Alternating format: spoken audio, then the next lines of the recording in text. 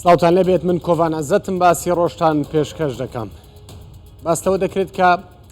20 مانگە پەرلەمانی عێراق کۆ دەبێتەوە. پرسیارەکە ئەوەیە ئایا پەرلەمانی عێراق دەتوانێت 20 مانگ کۆ ببێتەوە؟ ئایا لایەنە سیاسیەکان گەیشتون بە ڕێکەوتنێک بۆەوەی پەرلەمانی عێراق دەست بە دانیشتنەکانی ئاسایی خۆی بکاتەوە؟ باسەوە دەکرد کە لیژنەیەک پێکهێنراوە لە نێوان لایەنە سیاسیەکانی عێراق بۆ باسکردن یاخود بۆ پێکهێنانی حکوومەتی داهاتووی عێراقی لە کورد لە سونە لە لایەنە شیعەکان ئێستا گفتوگۆ دەکەن بۆی بگەن بە میکانیزمێک چۆن حکوومەتی داهاتووی عێراقی پێک بهێنن. هەر لایەنە و داواکاری خۆی هەیە، چ سونە چ کورد چ لایەنە شیعەکان. با بزانین کارەکانی ئەم لیژنەیە بەچی گەیشتووە. باستەوە دەکرێت ئێستا کاندیدی تریش پێشنیاز کراون بۆی ببن بە سەرۆکوەزیرانی داهاتووی عێراق. لەوانە باس لە عەدنان زولفی دەکرێت، حەیدەر عەبادی، هەروەها مستەفا کازمی. باس لەوەش دەکرێت کە دوای ئەربعینیە لەوانەیە ڕەوشەکە لەمە ئاڵۆزتر بێت. ئەگەر پەرلەمان کۆبوونەوە ئەنجام داد، باس لەوە دەکرێت کە لەوانەیە لایەنی سەدری بەمە ڕازی نەبێت، گرژی و ئاڵۆزی جارێکی دیکە دەست پێ بکاتەوە، دەست بە خۆپشاندان بکرێتەوە. هەروە تشرینیەکانیش دەڵێن 1 ئۆکتۆبەر کە ساڵیادی خۆپشاندانەکانە جارشکە دەست بە خۆپشاندان دەکەنەوە. هەروە باربارە لیف یاردەدەری وەزیری دەرەوەی ئەمریکا بۆ کاروباری ڕۆژهەڵاتی ناوەڕاست، ئەویش دوێنێ پرێس کۆنفرانسێکی هەبووە بۆ ڕاگەیاندنەکان قسەی کردووە، دەڵێ پێویستە کێشەکان نێوان هەرێمی کوردستان و بەغدا لەسەر پرسی نەوت و گاز چارەسەر بکرێن و تەڕەفی سێم هەبێ، لایەنی سێم هەبێ بۆ ئەوەی نێوەنگیری بکات و ئەو کێشانە چارەسەر ببن. بەڵام ئایا لایەنی سێم بێتە نێو گفتوگۆکان ئایا کێشەکان چارەسەر دەبن یاخود نا؟ باسش لە کاندیدی هاوبەش دەکرێت، کاندیدی هاوبەشی کورد بۆ پۆستی سەرۆک کۆمار. هەندێک دەڵێن کاندیدی هاوبەش دەبێت، هەندێکی دەڵێن نەخێر، ئەمە ڕاست نییە. ئەو بابەتانەی کە باسم کرد هەمووی لەگەڵ میوانەکەم گفتوگۆ دەکەم. ئەویش دکتۆر شاخەوان عەبدوڵڵایە، جێگری سەرۆکی پەرلەمانی عێراق کە لە هەولێرەوە لەگەڵمان دەبێت. دکتۆر شاخەوان، ئەم کاتتان باش. سەرتا بە لە کۆبوونەوەی پەرلەمانی عێراق جەنابتان و ویسەران باش. زۆر سپاس. دەگوترێت 20 مانگ پەرلەمانی عێراق کۆ دەبێتەوە، ئەمە ڕاستە؟ زۆر سپاس. بەنسبەت کۆبوونەوەی پەرلەمان تا ئێستا هیچ بڕیارێکمان لەسەر وادەی کۆبوونەوەی پەرلەمان بڕیارمان لەسەر نەداوە، بەڵکۆی کە بڕیارمان داوە لە دوای چلەی ئیمام حوسێن ڕۆژێک دەستنیشان بکەین بۆ ئەوەی کە دانیشتنەکانی پەرلەمان ئاسایی دەست پێ بکاتەوە لە دوای چۆڵکردنی خۆپشاندران بە ناو پەرلەمان و ماوەی نزیکەی 10 ڕۆژە پەرلەمان فەرمانبەرانی پەرلەمان دەستیان بەکارەکانیان کردوێتەوە، لە ناو فەرمانکانی پەرلەمان دەست بەکار بوونە بۆ دانیشتنی پەرلەمان. لە دوای ئەم مناسەبانە لە هەفتەی داهاتوو هەوڵە دەین دانیشتنەکانی پەرلەمان دەست پێ بکات جا بۆ مناقەشەکردنی ئەو پرۆژە یاسانی کە پێشتر ڕێکەوتنی لەسەر کرابوو لە نێوان سەرۆکایەتی پەرلەمان و فراکسیۆنە سیاسیەکان، نەک بۆ ئەوەی کە دانیشتنی یەکەمی پەرلەمان بۆ تەواوکردنی استحقاقاتی دەستوری بێوەگەوەی کە زۆر لە میدیاکان باسەکرێت کە دانیشتنی پەرلەمان بۆ هەڵبژاردننی سەرۆک کۆمار و سەرۆک وەزیران دەبێ. باش، لەسەر ڕۆژەکەی ڕێک نەکەوتون، بەڵام بڕیارتان داوە دەست بە کۆبوونەوە بکەنەوە. بەڵێ، زۆر باشە. لیژنەیەک پێکهێنراوە دکتۆر شاخەوان بۆ پێکهێنانی حکوومەتی داهاتووی عێراقی. کارەکانی ئەو لیژنەیە بەچی گەیشتون؟ چونکە هەم کورد هەم سونە هەم شیعەکان لە نێو ئەو لیژنەیەدا گفتوگۆ ئەکەن بۆ پێکهێنانی حکوومەت. طبعا با بڵێن برادرانی ئیتار کە لە دوای خیابی سەدرەکان بڕیاراندا ئەوان کابینە تەشکیل بکەن و عادەت وایە عرف وایە کە ئەوان دەست پێکە بن بۆ بەسەرکردنەوەی لایەنە سیاسیەکان بۆ ئەوی دیدگای خۆیان بە حزب لایەنە سیاسیەکان کەن بۆ حکومڕانی چۆنە بێ و چ جۆرە حکوومەتێک دروستەکەن، پاڵێوراوەکەیان کێ بێ. لەو منتەڵەقەوە ئیتار دانیشتن و گفتوگۆ و کۆبوونەوەی لەگەڵ لایەنە سیاسی عێراقیەکان کردووە و لە ناویشیاندا سیادە و پارتی دیموکراتی کوردستان کەوان بەشێک بوون لە تەحالفی ئینقاز بۆی کە بەشدار بن لە حکوومەتە، چونکە بەشداریکردنی پارتی دیموکراتی کوردستان و سیادەش وەکو زۆرینەی کورد و زۆرینەی سونە بەلای ئەوانەوە گرنگە بۆی کە حکوومەتە شەرعیەت وەربگرێ. لە بەرامبەرە پارتی دیموکراتی کوردستان و سیادەش ئەو خاڵانەی کە پێشتر جۆرێک لێک تێگەیشتن هەبوو لە نێوان ئەم دوو لایەنە و لەگەڵ تەیار، هەمان ئەو خاڵانە لەگەڵ ئیتارە باز دەکرێت و باسی شیرەوە کراوە، چونکە بەشێک لەو پرسانی ئێمە پرسی نەتەوەین پێویست دەکات کە پێشتر لێک تێگەیشتن لەگەڵ ئیتار هەبێ بۆ ئەوەی کە ئەگەر پارتی دیموکراتی کوردستان بەشدار بێت لە حکوومەتە بە چ شێوەیەک بەشدار دەبێ و تێڕوانینی ئەوان بەرامبەر بە کێشەکانی گەلی کوردستان، بەرامبەر بە استحقاقاتی خەڵکی کوردستان، بەرامبەر بە ناوچەکانی دەروی هەرێمی کوردستان، کێشەی نەوت و غازە، کۆمەڵێک پرسەکە دەبێت لێک تێگەیشتنی پێش دانیشتنی هەڵبژاردننی سەرۆکی حکوومەت و کابینەکەی لە نێوان کورد و ئیتار و لە نێوان سیادە و ئیتاریشە دروست ببێ. باش ئەو لێک تێگەیشتنە دروست بووە؟ گفتوگۆکان هەندێک خاڵی هاوبەش داڕێژراوە کە با بڵێن خاڵی مشتەرەکاتە لە بین هەمویانە، بەڵام دوجار هێشتان ئەو ڕەشنووسەی کە دەبێتە بناغە بۆ پێکێنانی حکوومەت و دەبێتە بناغە بۆ بەرنامەی کاری سەرۆکوەزیرانی داهاتوو کۆبوونەوەی ئیتفاقی نهایی لەسەر نەکراوە، بەڵکو تا ئێستا دەردەشە دەکرێت و گفتوگۆ دەکرێت لەسەر لە نێوان لایەنەکان بۆی کە هەموو لایەک ڕازی بکرێت بێتە بەشێک لەو بەرنامەی کاری حکوومەت و دوجار لە پەرلەمان دەنگی لەسەر بدرێت. نزیک بوونەوە هەیە بۆ نمونە پارتی لەگەڵ چوارچێوەی حکوومەت پێکدێنێت. داوان پێکێنانی حکوومەت ئێمە ئێستاش داوا لەسەر ئەوە سوورین کە ئەگەر بکرێت هەردوو لایەنی شیعی ئیتار و تەیار لێک تێگەیشتن هەبێ لە نێوانیان، بەڵام دوجاریش ئەگەر ئیتار حکوومەت تەشکیل بکە حکوومەتێک بێت شەراکەت و تەوافق و تەوازن لە بەرچاو بگرێ و مافی تەواوی پێکاتەکان لە بەرچاو بگرێ و حکوومەتێکی ئیستیفزازی نەبێ بۆ لایەنی بەرامبەر و بتوانێت ئەو کێشانەی کە هەیە بە تایبەتی لە نێوان ئێمە و لە نێوان بەغدا و کێشەکان کێشەی دەستورین لە ئەنجامی جێبەجێنەکردنی دەستور و کێشانە دروست بوونە کە دەستور بێتە بناغەی چارەسەرکردنی کێشەکان نێوان هەردوو حکوومەتی ئیتیحادی و حکوومەتی هەرێمی کوردستان. ئەگەر هاتوو دەستور بووە بناغا و ئالیەتێکدا بنرێ بۆ جێبەجێکردنی ئەو بەرکانی کە لەسەر ڕێکەوتنەکەی چکە جەنابەت دەزانی لە کابینەکانی ڕابردوو زۆر جار ئیتیفاق کراوە، ڕێکەوتن کراوە، بەڵام پێشێل کراوە لە سەردەم عەبادی لە کۆی 20 خاڵ 5 خاڵی ئەخیری لە بەرنامەی کاری تایبەت بوو بە چارەسەرکردنی کێشەکانی نێوان هەرێم و بەغدا و نووسراویشەوە دەنگیشی لەسەردرا، تەوقیتاتی زەمەنیشی بۆ دانرابوو، بەڵام دوجار بینیمان لە ئیتیفاقی نەوتی نێوان هەرێم و بەغدا پاشگەز بوویەوە و ئیتیفاقەکەی پێشێل کرد و جێبەجێ نەکرد. بۆیە بەلای ئێمە گرنگەوە کە پارتی دیموکراتی کوردستان دڵنیاییەک بدرێت جاچ ئیتار و ئەگەر پێشتریش کە تەیار حکوومەتی دروستکرایە هەمان ئەو داوایمان هەبوو کە دڵنیاییەک بە حکوومەتی هەرێمی کوردستان و بە پارتی دیموکراتی دڵنیایی داوە چوارچێوەی هەمانگیری گەورە لە ساحەی سیاسی عێراق دڵنیایی دراوە بەڵێ، بەڵام دڵنیایەکە دەبێت دوجار ئەم دڵنیاییە بخرێتە سەر کاغەز و بکرێتە بەرنامەی کاری ئەو حکوومەتە لە قاڵبی مجاملات دەرچین و پارتی دیموکراتی کوردستان ئەم جارە لە هەموو جارێک زیاتر سەریح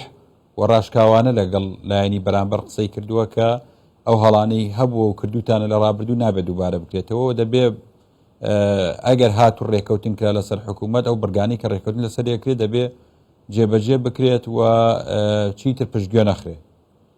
کەواتە هاوپەیمانی ڕزگاری نیشتیمان ئێستا نەماوە.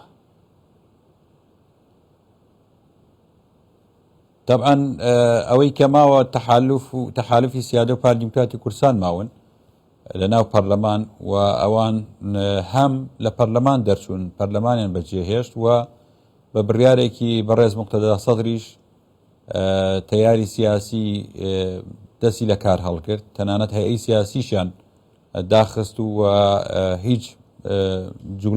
جوڵەیەکی سیاسیان لە ساحەکە نەماوە، چه پەرلەمانتارانە لە ناو پەرلەمان و چه هەیئەی سیاسیان هەموو داخست و لە ئێستایە بە بڕیارێک لە کاری سیاسی دوورکەوتنێتەوە بۆی ئەم دوو هێزە لە ساحەکەن و پارتی دیموکراتی کورسان زۆرینەی کووردە و هێزێکی کاریگەرە لە ساحی سیاسی عراقی بەبێ کورد بەبێ پارتی ئەگەر حکوومەتێکیش دروست بێ حکوومەتێکی ناقسە بێ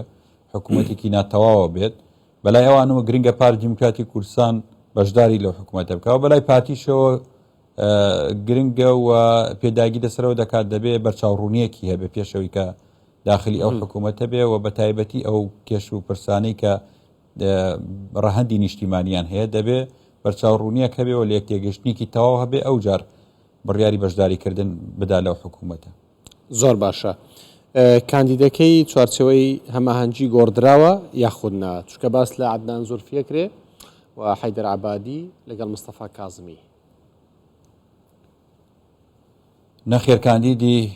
ئەوان هەمان ئەو بەڕێزەیە کە محەممەد شیع سوودانیە و هەرو بربژێرەشیان بە لایەنە سیاسەکان ناساندووە وەکو بربژێری ئیتار و نەیان گۆڕیەوە ئەوەی کە هەیە پروپاگەندێ و دوورە لە ڕاستیەوە. باش ئێوە ڕازین؟ طبعا من پێشتریش باسم کرد بەلای ئێمەوە شخصەکە گرنگە کە شخصێک بێت نفسیتی با بڵێن بەرامبەر بە کورد بەرامبەر بە تەواوی پێکاتەکان کەسێکی شۆڤینی نەبێ کەسێکی تایفی نەبێ کەسێک نەبێ لە ڕابردوو دەستی هەبێ لە دروستکردنی ئاژاوە ئەو کێشانێک هەبووە لە نێوان هەرێمی کوردستان ئەم بەڕێزە تاقی نەکراوەتەوە کوسەرگۆزیران بەڵام ملاحەزاتی ئەوەندە گەورەشی لەسەر نییە دەمینێتەوە سەر ئەوەی کە ئەو بەڵێنانەی ئێستا ئەیدا و جیالەوە ئەو حزبەی کە پاڵپشتی دەکای ئەو لایەنە سیاسی کە پاڵپشتێکا کەیسە ئیتارە دەبێت ڕازگویانە لەگەڵ ئێمە هەم لەبارەی کاندیدەکەیان کە بە شێوازێک مامەڵاکە لە ئیدارەدانی دەوڵات و هەم بۆ خۆشیان تا چەند پابەند دەبن بە ئەو التیزاماتێنەی کە دروستی دەکەن لە نێوان هەردوو لە بینی حکوومەتی هەرێم و حکوومەتی اتحادی. بەڵێ لە قسەکان تواز دەکەم دکتۆر کە هەم پارتی هەم سونەکان هەم چوارچەوەی هەمانجی تقریبا نیمچە ڕێکەوتنێک کرابێت چەند خاڵێک ماون لەسەر ڕێک بکەون بە پێکێنانی حکوومەت. ئەگەر جەنابە تەمەشای بەیانەکانی بارگای بارزانیت کردبێ و مەکتەبی سیاسی پارتیمان لە ڕێگای وتەبێژی و دوایین بەیاننامەی هاوبەشی نێوان ئێمە و سیادا هێڵە گشتەکانمان ڕوون کردەوە کە بەڵێ ئێمە لەگەڵ ئەوەی هەڵبژاردننی پێشوەخت بکرێ کەمە داوای ئێمەیە و داوای تەیاریشە و داوای بەشێک لە بەشێکی زۆری هێزە سیاسەکانی عێراقا لە بەرامبەری شاپێمان و باسمان لەوە کردووە کە ئەو حکوومەتە دەبێ ئەو هەڵبژاردننی پێشوەختە بەڕێکارە یاسایەکانە تێپەڕێەوە تا قۆناغەکانی پێش هەڵبژاردننی پێشوەختە بریتە لە تەفعیلکردنەوەی پەرلەمان و هەموارکردنەوەی یاسای کۆمسیۆن و یاسای هەڵبژاردننی پێشوەختی دووەمی پەرلەمانی عێراق ئەمانە دانانی تەوقیتێک بۆ هەڵبژاردننی پێشوەخت دانانی بودجەیەک بۆ ئەو هەڵبژاردنە و حکوومەتێکی شەرعیش کە سەرپەرشتی ئەو هەڵبژاردنە بکە کەواتە هەر لە بەیاننامەکەیە بۆ دەرەکەوە کە ئێمە وەکو پارتی دیموکراتی کوردستان لەگەڵ کام حکوومەتە نەمێ حکوومەتێکی نوێ بێت بتوانێت سەرپەرشتی هەڵبژاردنەکان کات چکە ئەم حکوومەتە حکوومەتی تەصیف ئەعمالەوە کارەکانی بە هەڵبژاردننی پەرلەمانی پێشوەخت بۆ خولی پێنجەم کۆتایی پێهات شەرعەتی ئەوە نییە بتوانێت سەرپەرشتی هەڵبژاردنێکی تر بکە بەڵێ ئێمە لەگەڵەوەی کە حکوومەتێکی نوێ هەبێ بەڵام وەک باسم کرد لە سەوردەکاری حکوومەتەکە هێشتان ڕێکەوتنی نهایی نەکراوە. باش سەدر ئەمەی بە ئاسانی بۆ هەزمەکرێت یان ئەمە پێ قبول ناکرێت ڕەوشەکە لەوانەیە ئالۆز بێت چکە هەندێک باس لەوە دەکەن لەوانەیە دوای ئەربعینیە ڕەوشەکە بەرەو خراپی بڕوات. دەزانی دیدگای ئیتار و تەیار لە بیدایەوە بۆ حکومڕانی لە عێراق جیاواز بووە و ئەوەی کە گەیشتە بنبەست ئەوەیە کە تەیار ئامادە نەبوو بە هیچ شێوەیەک لەگەڵ ئیتارە حکوومەت دروستکە و بەشداری بکە تەنانەت لە پەرلەمانشی بەجێ هێشت بوو ئەوەی کە لەگەڵ ئەوانە بەشدار نەبێت لە دروستکردنی حکوومەت بۆیە کەماوە تۆ ئێستا هێزێکی سیاسی لە ساحەکەی ماوە ئیتارە ئەگەر تەیار ڕەتی بکاتەوە ڕەتکردنەوەکەی ناتوانێت پەرلەمانی بێت چکە نوابیان نەماوە ئەگەروان لە پەرلەمان بوون بمانایە دەیانتوانی ئەگەر ئیتار حکوومەتێکیش دروستکە یا کەسایەتێک بربژێرکە لە پەرلەمان لە تەحالفێکی زۆرینەیە بوو دەیانتوانی ڕەتی بکەنەوە بەڵام ئێستا ڕەتکردنەوەی ئەوان بۆ هەر حکوومەتێکە دروستە بێ یا بۆ هەر کابینەیەک یا بۆ بەرنمەکەی دەبێت لە ڕێگای شەقامەوە بێت چکە تەنها شەقاماوە بەدەستیانەوە و بۆ ئەوەی کە شەقام بجولێنەوە بڕیاریان داوە کە بەشداری عملی سیاسی ناکەن و لە سیاسەتیش بە دوور کەوتنێتەوە وەک باسم کرد بارەگاکانیشان داخستووە ئەگەر جارێکی تر بێنەوە ساحەکە دەبێ و بڕیاری خۆیان بگۆڕنەوە و تەوەقعیش هەیە کە لە ساڵیادی با بڵێن خۆپشاندانی تشرینی 2019 ئەو بۆنەیە زیندوو بکرێتەوە وەلایەن با بڵێن تەیاری سەدریش وەکو بەشێک لەو هێزە بەشدار بێ بەڵام ئەمە تا ئێستا نەبووەتە بڕیار تەنانەت بڕیاری خۆپشاندانیش لەو تەوقیتە نەدراوە چکە هێشتا ماوێتی مانگێک هەندێکی ماوە باش ئایا کورد کاندیدێکی هاوبەشی هەیە چکە باس لە کاندیدی هاوبەشەکرێت ئەم جارە کورد یەک کاندیدیا بێت بۆ پۆستی سەرۆک کۆمار طبعا لەم خولە و لە خولەکەی پێشوویش ئەوەی جەنابی سەرۆک تاکیدی دەکرێت ئێساش تاکیدی کردوێتەوە کە کورد باشتر وایە و ئەوەیە کە ڕێکەوتن بکرێت لەسەر یەک بربژێر چەند جارێکیش ئەمە داواکرا بەداخەوە لە خولی چوارە و بابەتە پێشێل کرا و تاکلایەنانە بربژێر پێشکەش کرا و ئەوەی کە دەرچوو با بڵێن کۆدەنگی سیاسی کوردی لەسەر نەبوو و گرژیەکانیش تا ماوەیەکی باش بەردەوام و بالفعل ئەو تەوقعش لە جێ خۆی بوو کە ئەگەر کەسێک بربژێری سەرجەمێزە سیاسیەکانە بێت لە بەغدا ناتوانێت لە پاڵ ئەرکەکەی خۆی دیفاع و داکوکارێکی باش بێت لەسەر مافەکانی خەڵکی کوردستان بۆ ئەم جارەشە لە سەرەتاوە جەنابی سەرۆک کۆمەڵی ڕێکاریدان ئەگەر ڕێکەوتن بکرێت لەسەر بربژێرێک باشە ئەگەر ڕێکەوتن نەکرێ نوێنەرانی خەڵکی کوردستان بێن لە نێوان کاندیدە کوردەکانە بربژێرێک دەستنیشان بکەن بۆی تەمسیلی هەموو کورد بکە و چەند جارێک شەومان دووپات کرێتەوە نامانوێت تەجروبەی 2010 دووبارە بێتەوە ئەگەر تەجروبەی 2010 دووبارە بێتەوە ئەو کەسێک کە دەبێتە سەرۆک کۆمار تعبیر لە خەڵکی کوردستان ناکا و نابێتە نوێنەری خەڵکی کوردستان و ئەو ئاڵۆزیانەی کە هەیە زیاتر قوڵە بنەوە لەو منتەڵەقەوە لایەنی بەرامبەری شەستیان بەمە کردووە کە باشتر وایە کورد بە یەک بربژێر بێ و هەندێک تەفاهمات دروست بووە بەڵام هێشتا نەبووەتە بڕیاری کۆتایی کە ڕێکەوتن لەسەر بربژێرە بکرێ ومێد وایە کە هەردوو لا ڕێک بکەون بە یەک بربژێرەوە نزیکن بۆ کاندیدی کۆمار بچینە ناو پەرلەمان گفتوگۆکان هەیە بەردەوامە بەڵام وەک باسم کرد جەناب تەزانی هەموو لێک تێگەیشتن هەموو دانیشتنەکان ئەگەر دوجار ڕێکەوتنی کۆتایی لەسەر نەکرێت ناتوانرێ ئیعلان بکرێ بە فەرمی کە گەیشتونەتە ڕێکەوتن بەڵام لێک تێگەیشتن هەیە کۆبوونەوە هەیە ومێت دەکەین بگەنە ڕێکەوتن باش ئێستا پەیوەندیتان لەگەڵ سەدر چۆنە وەکو پارتی تەمان لە ڕووی سیاسیەوە سەدر با بڵێن هەموو ئەو ئۆرگانە سیاسیانەی خۆی داخستووە بەڵام پەیوەندی شخصیەکان بەردەوامن لە ئاستێکی باڵا لەگەڵ سەرکردەکانی تیاری سەدری پەیوەندیەکان بەردەوامە گفتوگۆمان هەیە سەردانیمان هەیە ئەوان دێن ئێمە ئاچین و لەسەر زۆر لە پرس ڕاستە لە ساحی سیاسی نەما بەڵام لەسەر زۆر لە پرسەکان پەیوەندیان کردووە داوای ڕێی ئێمەیان کردووە ئێمە لە هەندێک بابەت گفتوگۆمان هەبوو بۆیە پەیوەندیەکان هەیە بەڵام پەیوەندیەکان نافەرمین زیاتر لەسەر ئاستی شەخسین لەگەڵ سەرکردایەتی ئەوان چونکە ئەوان بۆ خۆیان بە ڕسمی لە عملی سیاسی دوورکەوتونەتەوە باش زۆر جار چوارچەوەی هەمانجی ئەڵێت ئێمە بەبێ سەدەرەکان حکوومەت پێک ناهێنین ئێستاش سوورن لەسەر ئەوە یانەوە تا چوارچەوەی هەمانجی لەگەڵ پارتی و سونەکان حکوومەت پێکەهێنێ ئەگەر دووبارێکی سەرەتای پرسیار چوارچەوەی هەمانجی زۆر جار دەڵێ بەبێ سەدەریەکان حکوومەت پێک ناهێنین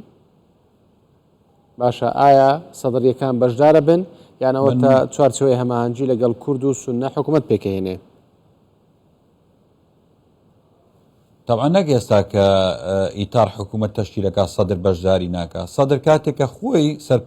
سەرپشت کرا بۆی کە حکوومەت دروستکە تەنانەت ئەوان ڕازی بوون بە چەند وەزارەتێک ئەو ڕێگەی نەداکە بێنە ناو حکوومەتەکەەوە ینی کە خۆی حکوومەت تەشکیلکات ڕێگەی پێ نەدان کە ئیتار بەشێ بێ لەو حکوومەتە نەخواسایسە ئیتار حکوومەت دروستکە ئەوان بێگومان بەشێک نابن و ئەمە من لەوانم وەرگردووە کە بەشداری هیچ حکوومەتێک ناکەن لەگەڵ ئەوانە دەمینێتەوە سەر ئەوەی کە تا ئێستا بە فەرمی تەیار ڕێی خۆی لەسەر بربژێری ئیتار ڕانەگەیاندووە بە دژایەتیکردن یاخود قبولکردنی بەڵام دڵنیاتان دەکەمەوە کە تەیار بەشداری لەو حکوومەتە ناکە کە ئیتار با بڵێن ڕاعی ئەو حکوومەتە بێ.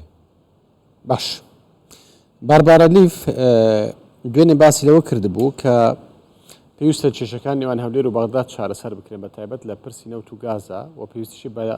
تەڕەفی سێەم هەیە. ئەو بڕیارانەی لە دادگای فیدراڵی شەدران لە دژی هەرێمی کوردستان پارتی پێشتر دەیگوت دەستی سیاسی لێ پشتە، یعنی بێلایەن نیە دادگای فیدراڵی ئەمانەتەم بە چوارچەوەی هەماهەنگی گوتووە ئەو بڕیارانەی کە دراون هیچ نەبێ پاشگەز ببنەوە. بەتاکید یەکێک لەو مەلەفانی کە باس کراوە لەگەڵان ئەو مەلەفە بووە ئێم پێشتر شتمان لە بینی واقع و لە بینی فەرزکردن دوو شتی جیاوازە. تۆ شتێک فەرزکەیت کە لە واقع نەتوان ڕێجێ بەژێ بکرێت. لە واقع هەرێمی کوردستان بڕیاری داوە خۆی بەدەستەوە نادا و قانون و دەستوری هەیە پێی وابەستەیە کە مافی خۆیەتی نەوت دەربهێنێ و ئەمە لە دەستورە ڕێگەی پێدراوە و تەوقیتی دەرکردنی بڕیارەکە کەوتە کاتی دەستنیشانکردنی سەرۆک کۆمار. بۆیە هەر ئەو کاتیشمان ئەم بڕیارە زیاتر بڕیارێکی سیاسیە. جا ئەگەر سەرۆک وەزیران بێ ئەگەر ئیتار بێ ئەگە هەر لایەنێک بە ئاراستەی ئەوەی فشاری لەسەر محکەمە دروست کرد بێ تەوقیتەکەی تەوقیتێک بوو کە لەگەڵ ئەو ئاڵۆزیە سیاسیانەیە ئێکی گردەوە و بڕیارەکانیش پشت بەستوو نەبوو بە دەستوری عێراق. بۆیە ئەم بابەتێکێک بوو لەو مەلەفانەی کە لەگەڵ حکوومەتی عێراق باس کرا کە چۆن ڕێگە چارەیەک بدۆزرێتەوە. لێرەوە هەتاو کاتەی کە یاسای نەوت و غاز لە پەرلەمانی عێراق دەرەچێت میکانیزمێک بدۆزرێت کە دۆخەکە وەکو خۆی بەردەوام بێ، هەماهەنگی نێوان هەردوو لا بەردەوام بێ، هەردوو حکوومەتی هەرێم و حکوومەتی ئیتیحادی بوو ئەوەی کە ئەم قۆناغە تێپەڕین و لە قۆناغی داهاتوو بە هەماهەنگی و بە ڕێکەوتن لە نێوان هەردوو لا حکوومەتی هەرێم و حکوومەتی ئیتیحادی قانونی نەفت و غاز دەربچێ و کاتە بێتە بناغە نەک بۆ دروستکردنی پەیوەندی نەوتیەکانی نێوان هەرێم و بەغدا بەڵکو نێوان حکوومەتی ئیتیحادی و سەرجەم پارێزگاکان چکەوەی لە دەستورە هاتووە هەر ئیمتیازێک بە هەرێم درابێ بە سەرجەم پارێزگاکانی عێراقیش دراوە لە ناویشانە بابەتی دەرهێنان و هونار دەرکردنی نێوت. باش ڕای ئەوان چی بۆ کەوەتان پێگوتون؟ ئەوان متفق بوونە لەسەر ئەوەی کە ئەو تەوقیتەی ئەو بڕیارەی محکەمەی ئیتیحادی تەوقیتێکی سەلیم نەبووە و ماوەتەوە کە لە حاڵەتی کردەیە ببینین لە دوای دەست بەکاربوونی سەرۆکوەزیرانی نوێ ڕێگە چارەیەک بدۆزنەوە لەگەڵ حکوومەتی هەرێمی کوردستانە بۆی کە معالەجەم دۆخەی پێ بکرێت تا و کاتەی یاسای نەوت و گاز لە پەرلەمان دەرەچێ. باش ئێستا بارەت بەو 200 ملیارەی کە حکوومەتی عێراقی دەینارد، یعنی شایستە داراییەکان بەردەوام ئەکرێنە قوربانی ململانەی سیاسی. بۆ ئەوە گفتگۆتان لەگەڵ بابەتێکێک بولەوانی کە باس کرا و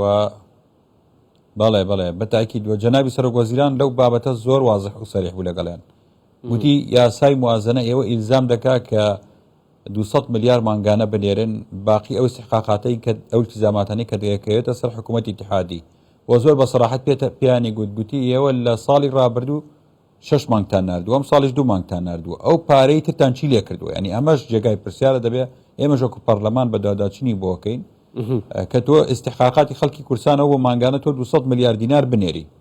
باشە ئەو پارەیە نەناردووە، ئەو پارە چی لێ کردووە؟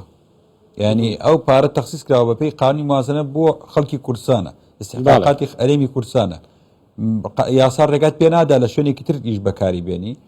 و دوجار دەبێت حکوومەتی عێراق ئەگەر پشت بە قانون بەسێ دەبێت ئەو استحقاقاتان هەم 6 مانگی ڕابردوو و هەم تەواوکەری ئەو مانگانەی کە لەم ساڵە لە 22 نەیناردووە ڕەوانەی هەرێمی کوردستان بکەوەشێکێک بلەو بابەتانەی کە گفتوگۆی لەسەرکراوە. باشە پێشتر پارتی بەردەوام دەیگوت حکوومەتی تەوافقی شکستی هێناوە، بۆچی ئێستا ئەگەڕێتەوە بۆ حکوومەتی تەوافقی؟ دەزانی ئالیەتی دروستکردنی حکوومەتەکە شکستیە ناوە، ینی ئەگینا تۆ تەوافق و شەراکەت و تەوازن ئەو بناغەیە کە لەسەر ئەساسی حکوومەت دانراوە، ئەگینا تۆ تەمەشای خەڵکی کوردستان کە تەواوی بەرکەوتی خەڵکی کوردستان لە پەرلەمان استحقاقاتی خەڵکی کوردستان لە هەمیشە لە 6 بۆ 7 مەقعد بووە لەو بینە بووە لە کۆی 330 مەقعد قەت کورد نەیتوانیوە بە زۆرینە و پرۆژه یاسانی هەیەتی تێی بپەڕێنێ و ناشرینترین تەجروبەی ئێمە لەگەڵ خولی 4 و تەنانەت خولی 3 تێپەڕاندنی هەندێک پرۆژه یاسا بوو لە دەرەوەی تەوافقات کە ئەمە عادەتەن لە عێراق ئەگەر تۆ بێت و بە زۆرینە کار بکەیت و پشت بە تەوافق و تەوازن نەبەستیت بێگومان مافەکانی خەڵکی کوردستان پێشێل دەکەوێت لە بەرامبەر ڕەنگە خەڵکی تریش مافەکانی پێشێل بکرێت چونکە هەر کورد نییە لە هەینی تری عێراق پێکاتەی سەرەکی تری عێراقیشەیە ئەگەر ئەم بابەتی شراکەت و تەوافق و تەوازنە پێشێل بکرێ ئیجحاف بە حەقی ئەوانی شەکرێت مۆسعی سونەکانە پێکاتەکانی ترە بۆیە ئێمە تەرکیزە سەر و بابەتاکەینەوە بابەتێکی دەستوریە تەنانەت لە دامەزراوە ئەمنی و سەربازیەکانیش ئەگەر تەماشای مادەنەوە لە دەستوری عێراقی بکەیت بە تەواوی پێشێل کراوە چونکە تەمسیلی مکەونات کە لە مادەنوێ هاتووە نییە غایبە لە دامەزراوە ئەمنی اتحادیەکانی عێراقا بۆی ئەمە دەبێت هەمووی پیا بچێتەوە و بێتە سەرەتایەکی نوێ بۆ کارکردن لە گەڕانەوەی متمانە نێوان هەردوولا بە گەڕانەوە بۆ شەراکەت و تەوافق و تەوازن. سوپاس بۆ دکتۆر شاخەوان عەبدوڵڵات جێگیری سەرۆکی پەرلەمانی عێراق کە لە هەولێرەوە لەگەڵمان بووی. زۆر سوپاس سوپاس بۆ ئێوەش کە بینەرمان بوون هەر لە خۆشی لابن.